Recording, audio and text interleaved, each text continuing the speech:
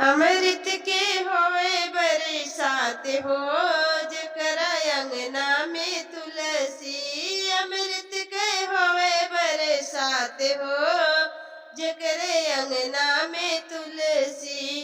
जकरे घर बाटे हो सतगुण बेटा, जकरे घर बाटे हो सतगुण बेटा, वही घर श्री हरि के बास हो। जकरा अंगना में तुलसी, वही घर श्री हरि के बास हो। जकरा अंगना में तुलसी, अमृत के होए बरसात हो। जकरा अंगना में तुलसी, अमृत के होए बरसात हो। जकरे अंगना में तुलसी।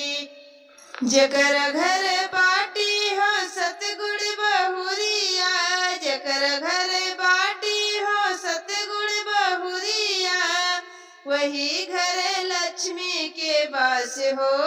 जकरे अंगना में तुलसी, वही घर में लक्ष्मी के वास हो। जकरा अंगना में तुलसी, अमृत के होए बरसात हो। जकरा अंगना में तुलसी, अमृत के होए बरसात हो। जकरे अंगना में तुलसी। जकरे घर बाटे हो सतगुण बिटिया, जकरे घर में बाटे हो सतगुण बिटिया, वही घर दुर्गा के वास हो। जकरा अंगना में तुलसी, वही घर में दुर्गा के वास हो। जकरा अंगना में तुलसी, अमृत के होए बरसात हो।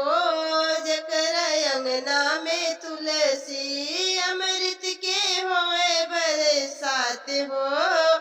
जकरा अंगना में तुलसी। जकर घर बाटे हो सतगुण जमाई, जकर घर बाटे हो सतगुण जमाई, वही घर बजरंगी के वास हो। जकरा अंगना में तुलसी, वही घर बजरंगी के वास हो। जकरा अंगना में तुलसी, अमृत के होए बरसात हो। जकरा अंगना में तुलसी, अमृत के होए बरसात हो।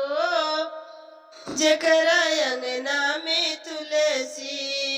जकर घर होवे हो जेठ के अदरवा, जकर घर होवे हो जेठ के अदरवा, वही घर चारों धाम हो। जकरे अंगना में तुलसी, वही घर चारों धाम हो।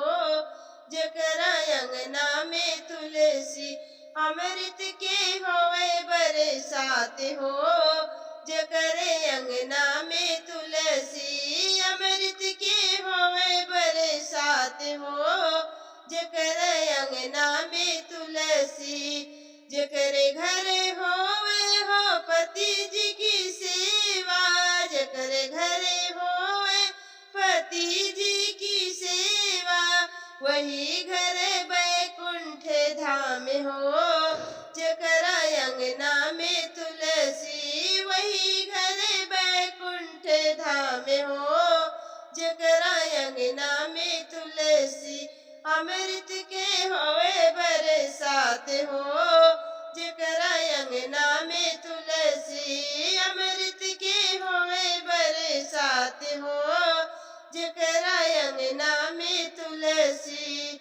जकरे अंगना में तुलसी के पेड़वा, जकरे अंगना में तुलसी के पेड़वा, वही घर रहे शालिग्राम हो। जकरा अंगना में तुलसी, वही घर रहे शालिग्राम हो। जकरा अंगना में तुलसी, अमृत के होए बरसात हो। जकरे अंगना में तुलसी, अमृत के होए बरसात हो। अंगना